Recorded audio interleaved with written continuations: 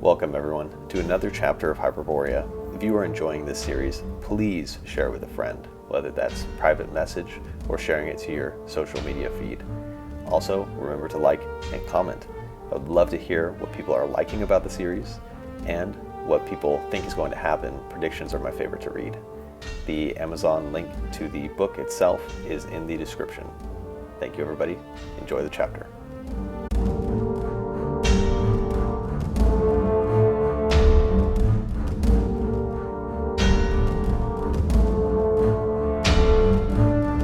Chapter 14.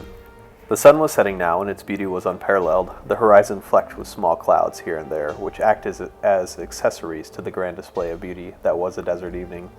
Purples and oranges, pink and yellow, deep blue and light. It reflected off of those clouds and reds, and they appeared as cotton candy out of the reach of the hungry Sylvia and Kyle down below. They were among red rocks now, with the unmistakable mountains of Sedona not too far off.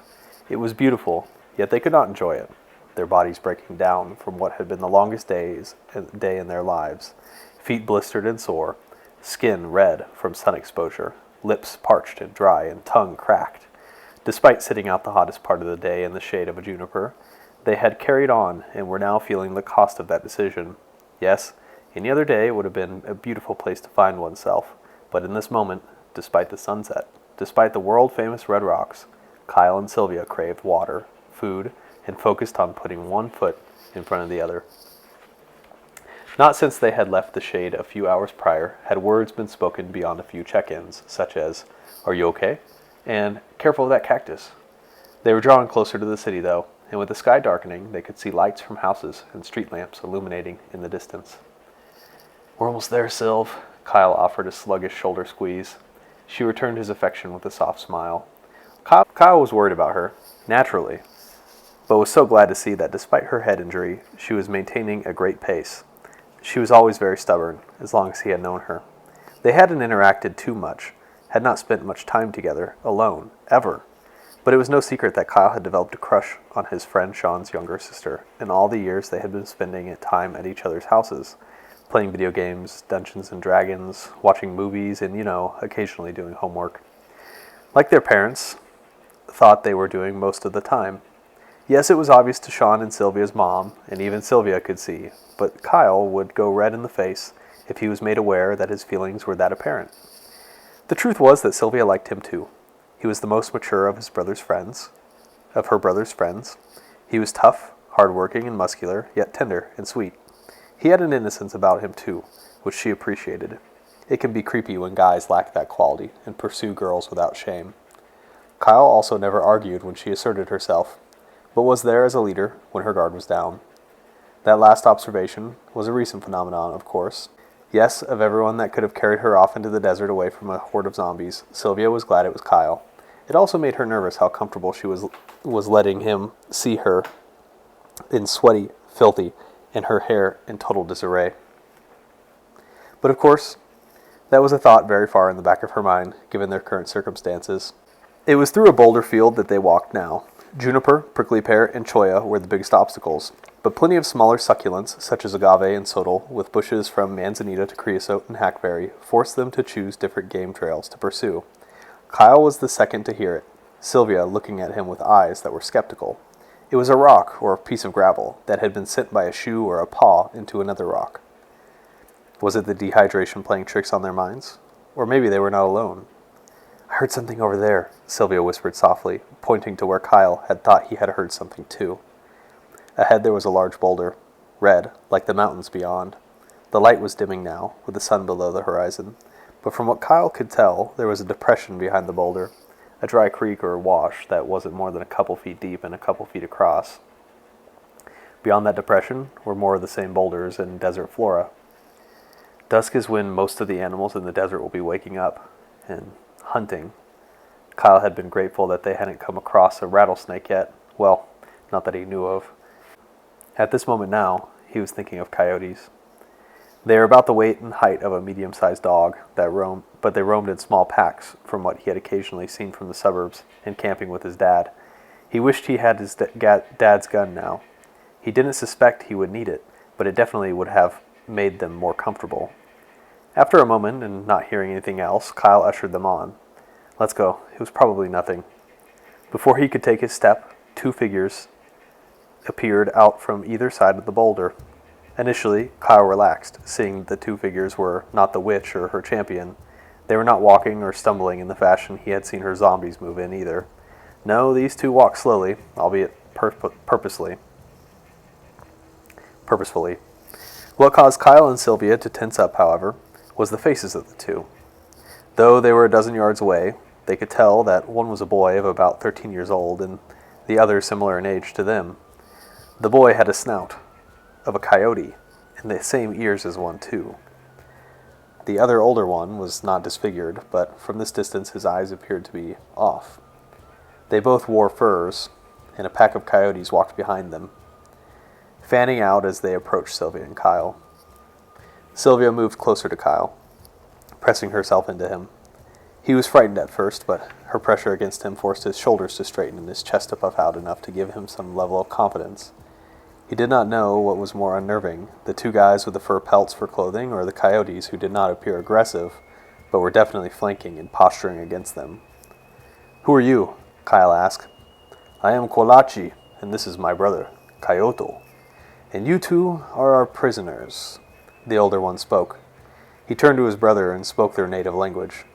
Had Kyle and Sylvia understood, they would have heard Kolachi praising Kyoto's nose, that he had sniffed out those who reeked of magic, whether they be the source of it or whether they had just been exposed to it.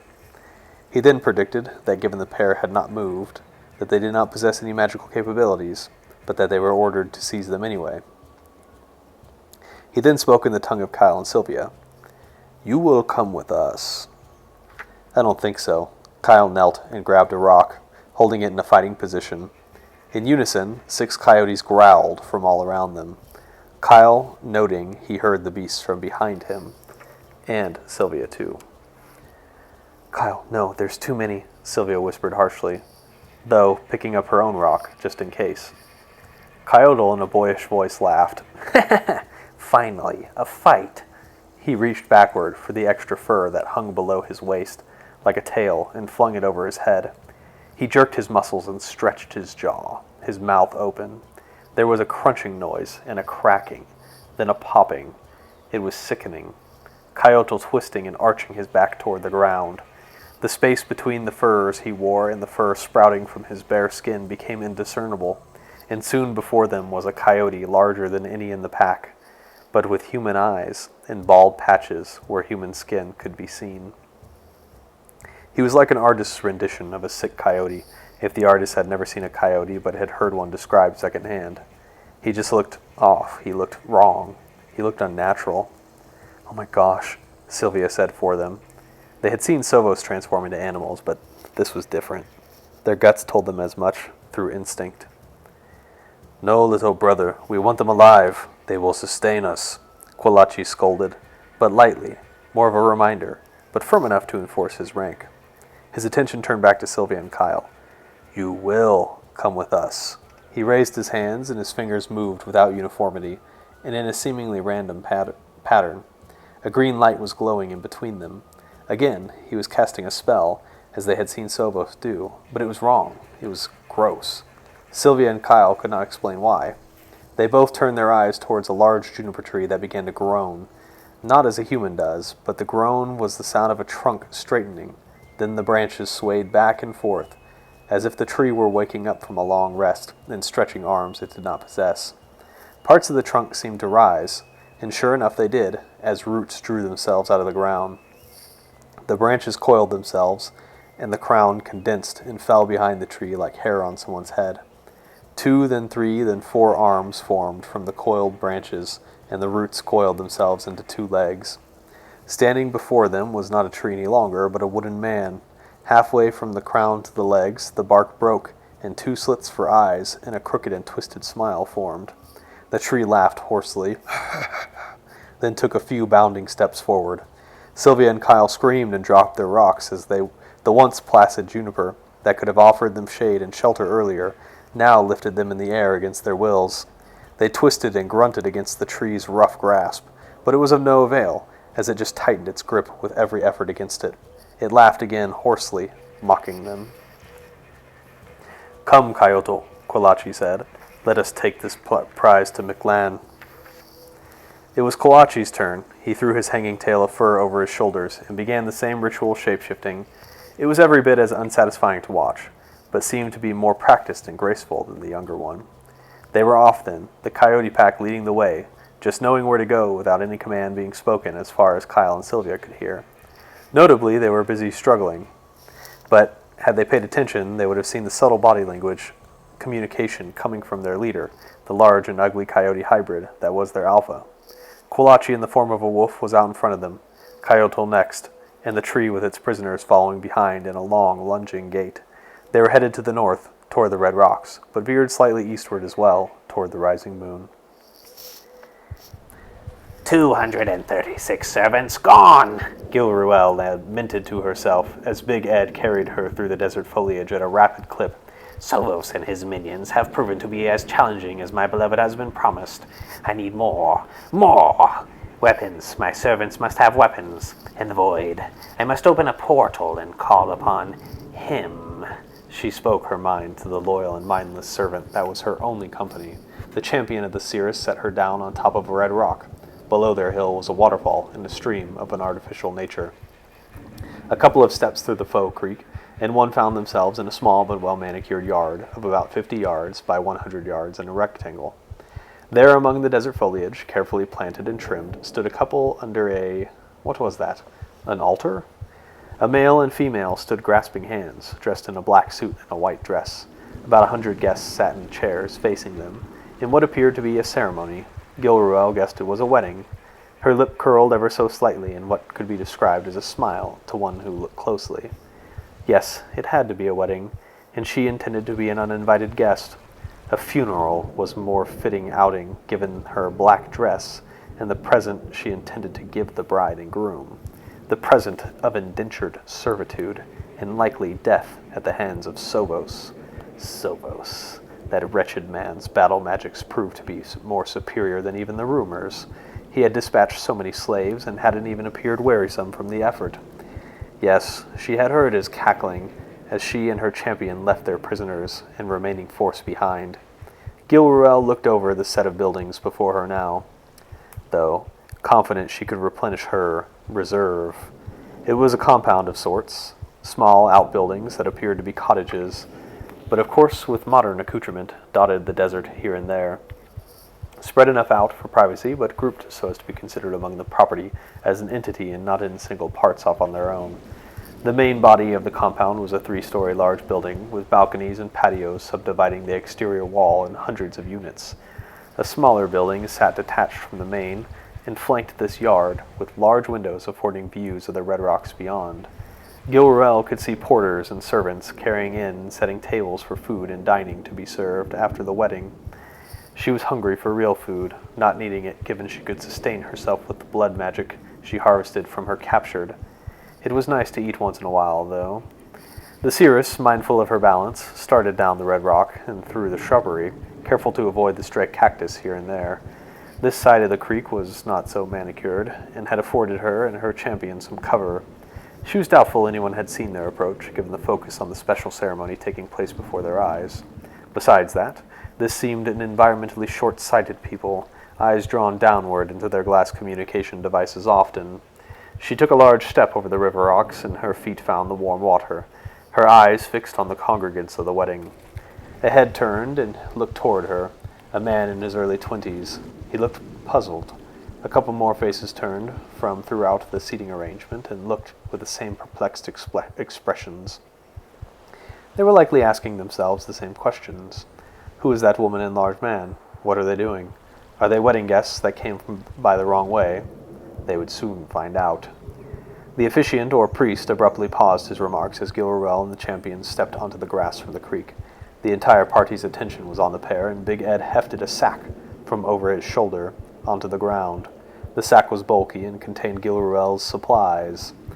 Wordlessly, he reached inside and pulled forth a large book, Ainsley's Classic Cajun Cooking, flipping to the appropriate page on the defiled tome and reading in a deep, booming voice the black speech of the necromancers. A scene such as the scene from the tavern of Rowdy Ron unfolded, with about a third of the wedding guests falling to their knees in immediate subjugation, slapping the ground and foaming at the mouth as their minds were bent toward the will of the magic of Gilruel. They sprang into action as a matter of course, directed by the witch's pre-planned ideas. The zombies seizing their friends and family members and dragging them, kicking and screaming toward her. Ed's speech continued as he turned pages. Those who had been converted already had their connection strengthened, and those who were yet free had their resolve weakened, their motions and instincts slowed. Only a few, such as the groom and who looked like the father, retained their complete faculties and fought ferociously, while most suffering such an attack as this would succumb due to indecisiveness and inaction in the face of resisting family and friends. Those two had grabbed the very seats their guests were sitting upon and immediately slammed them into assaulting members of the entourage who had fallen prey to the mind entrapment. Seizing awake family members and friends and directing them to run. This would not do. No, not this. Gilruel, with a fleeting thought, as she was so used to command and multitasking that came with controlling so many moving parts and variables, ordered a few turned members of her growing slave enclave to assault the groom and his father. She ordered them to bring the son and his father to her. She did this with her mind, her hands busy, as zombies presented family members for her to reach forward and sink her fingers into.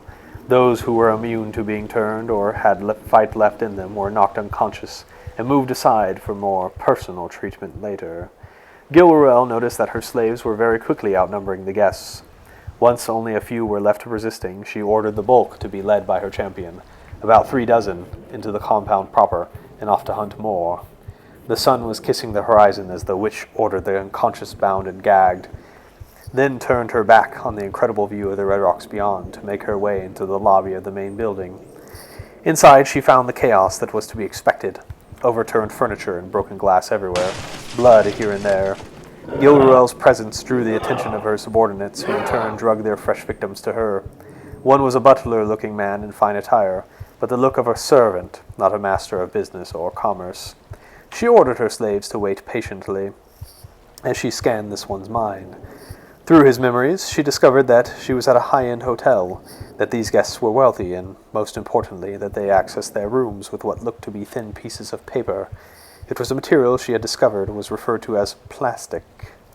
She would need these keys and this man's memories later. For now, with the information she needed, she rerouted the ghouls pounding on people's doors to seizing the keys behind the counter and accessing the rooms in the proper manner. After an hour and a half of nightfall, Gilruel had replenished her army. She was actively managing the raiding off the remaining nooks and crannies of this hotel, with over 200 minds snared to hers. Gilruel ordered 150 out into the desert and down the road to gather anyone they could find to bring back. Another 30 she commanded to remain on security and patrol. Another 30 she ordered to begin ripping stone and wood from the walls. She would need construction materials. It was an army she meant to build, but she was at her limit for how many minds she could manage on her own. Likely no other elf-man or elf-woman could do as she had done already, turning so many minds and so quickly. Pylons and obelisks would do the rest. These objects were pieced together with common materials she had listed, though they were sealed together not with nails, screws, or glue, but blood magic. These devices would act as shallow versions of herself, pre-programmed to spit out the foul necromantic energy that she used to turn minds, and floating through the air as a beacon to the local zombies that would control their movements in her stead while she was elsewhere. She had many of these obelisks back in Alfheim, undoubtedly now still protecting her manor in the laboratory there. Gilruel marched out of the yard where the wedding had been conducted just a couple of hours prior. She was interrupted during her waddle by a couple of slaves who had found another man who had been hiding. He was weeping until her fingers found his neck. Then they left her, and she turned back out to the panoramic view. She could see the lights of the city of Sedona not far off. In between her and them was some darkness of empty desert, with few buildings here and there with lights on revealing their locations. Yes, from here she had gathered plenty. She would have her obelisks, and she would find the town guard station and seize their weapons to be used for her army. She would turn the local lord and his bannermen to her purposes. Yes. Sovos would search for his precious artifact if it were here. While he did, he would have to fight for every inch in order to peek under each rock in this red desert. She figured in her mind the logistics and numbers necessary, calculating the losses and gains as she assaulted a foe who did not know her nor her magic, and what that advantage would give her. She thought then to Sovos, and how competent he was.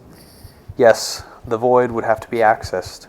She would need to take more action than she had thought, sacrifice more than she would have hoped. Stopping Sovos was the endgame, the mission. It was why she was here. Rensharo still had to play out. He had ample time if the artifact was here.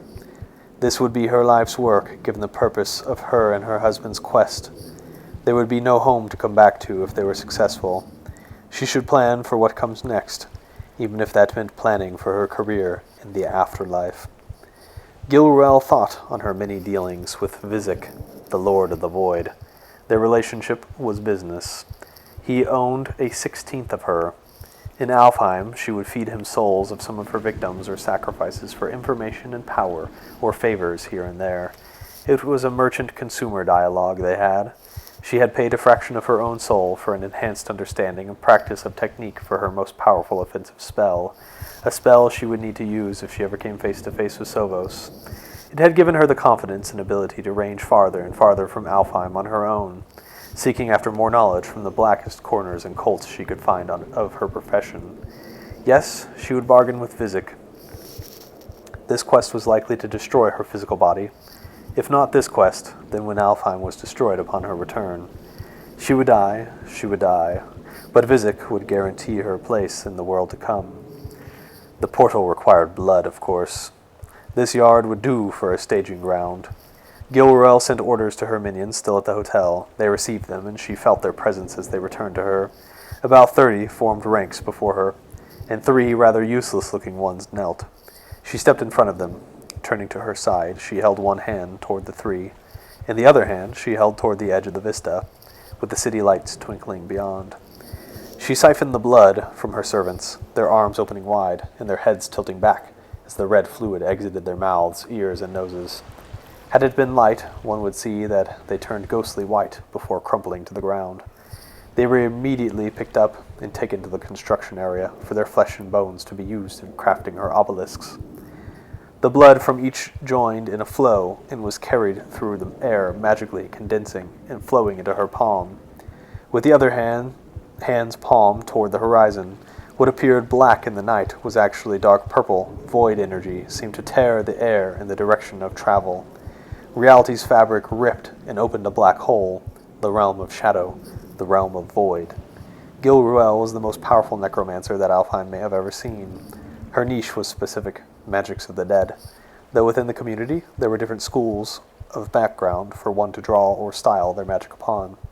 The void was the most common. One did not have to serve the lord of these backgrounds or styles in order to mimic or learn them. The void was closely related to the shadow. There were some necromancer schools that, maybe surprising or not, were very invested in cold and ice, others yet on hell and her denizens. There was an unexplored style by the way of healing, though it was less mentally manipulative and more focused on the act of resurrection, something that did not interest Gilruel or her colleagues at the college. The portal opened. She reflected on what would likely be her last time in this life opening this portal. She recalled her first time. She was young then, never a gorgeous girl, but not as homely as her sisters, her nose just now crooking with her immersion in the darker arts of casting. Gilruel had her black book of instructions open, was careful to have her captive knocked unconscious. Just one captive. She hadn't intended on seeking Vizek at that time, nor would she, content to barter with a lower lord of the void. One had to work their way up, of course, if they wanted to speak to the lord of the void. She had been seeking help with a spell to enhance her smoke screen, where in the event she wished to escape somewhere or sow confusion, she would fill any area with smoke, though she knew that it was easily countered by other masters, with a spell bringing forth the wind. She figured she could bolster it with some void darkness that really clung to the air despite any breeze. It was her reason for opening the first portal, and it required the blood of 2 sheep. All in, a man she had tricked and captured off of a ship sailing south of the Riffian Mountains, drugged with herbs and potions, then levitated to this secluded spot in the woods. Not far off from the college, actually. She liked the secluded spot at the time for the sake of practice and learning, not necessarily out of fear of being caught. Slaves from the South, and people from the South in general, were not seen as equals to Alfheim. How could they be? They were filthy, stupid, and lacked industry and magic. Yes, the sweet memory coursed across her mind as Vizek appeared to her in the portal at the present. He was formed, but featureless and dark, of course. The Lord of the Void had a presence about him, even without details or features. He was black as pitch. The only reason Gilruel knew he was there was the outline of his shape against what appeared to be a dark purple background of stars. Though she knew they were not stars, she shivered, knowing what they really were. All Voidmen were either black or dark purple. They appeared as if a man had pulled a skin-tight piece of fabric over his entire body. His nose on his face was visible, but not nostrils, nor eyes, or mouth. These Voidmen could see, however, as they often commented on the environment outside of the portal, as Vizek did now. "It's bright there, Master Cirrus." His voice was a raspy whisper, and he seemed to be sucking in air as he spoke. "For what cause do you call upon the Lord of the Void?" She half expected him to run out of breath, as his sentences drew on without punctuation. "Lord Vizek," she bowed slightly, stifling a grin at his comment that she was in a bright place. It was nighttime in Sedona. "I will be respectful of your time." "Yes, it has been a long time since we have spoken. I would have suspected you perished, were it not for my investment in your soul." He would know the exact time of her death, given his partial ownership therein. This statement was curious. Gilruel suspected she was in a future time. She had seen plenty of memories now to know that this civilization spanned the entire world, and Alfheim was nowhere to be seen. This meant certainly that they were in the future, but the possibility existed that they had been transported to another dimension, such a one that was remarkably similar to the world Alfheim inhabited, yet occupied instead by this technologically advanced society in Alfheim's stead. She wanted to ask Vizek about this. Could she call on him from another realm? Why not? He himself was in another dimension. How many seasons had passed since she had last called on him to bargain? But Gilruel knew that with each answer came a cost, a soul, and she feared what he would say. What if Vizek confirmed her worst fears, that they were in the future now, and that Sovos had won, the Alphan nation destroyed at a later time, or not at all? But Vizek was waiting for a reply. "I yet stand alive, which is one of the reasons I have summoned you now." "Do not keep me waiting. I always find our deals to be enticing." "It is an army I desire." "Expensive." Yes, Gilruel considered the costs. There was Vizek's commitment of force, which were his shades. A force of shadowmen, numbering 5,000, made one shade. She had read in old library tomes that Vizek had many, many shades. Finding out how many would likely cost many, many souls. There was the matter of sustaining the portal to allow that many soldiers, shadow soldiers, to march out into their world. Then there was the matter of keeping the warriors tangible, which would be more energy intensive during the day. What Gilruel had working for her was that this place had many, many souls for the fueling of his magic. Blood and souls. Without that supply, she likely could only trade her soul for half of the 5,000 she would now request, as Vizek would necessarily furnish the sustaining magics from her side of the portal. "I will carry the portal and sustain their forms. I desire a whole shade." Her request was levied, her voice confident. She was set now, committed. She would not disappoint her husband. "And what will you offer?" "The rest of my soul." Again, her answer was resolute. Vizek was silent, his face not revealing any thoughts, of course. Gilruel would have been unnerved if she was unused to this from him. He was thinking. Finally, the raspy whisper came once more. "A counteroffer." This was most unusual. Gilruel's heartbeat skipped and began pounding. Would he try and undercut her? Did he know she had next to nowhere else to go to strike a deal? Had he been talking to the other realm lords? She kept her emotions in check, not daring to betray any information that could undermine her leverage. His voice came again.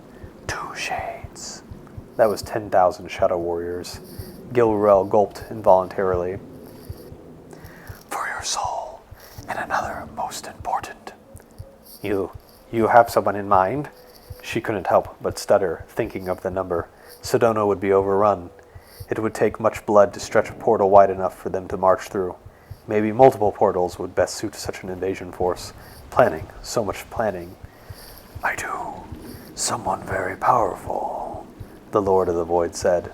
Gilruel could have, of course, not see it, but she thought that Vizik was smiling.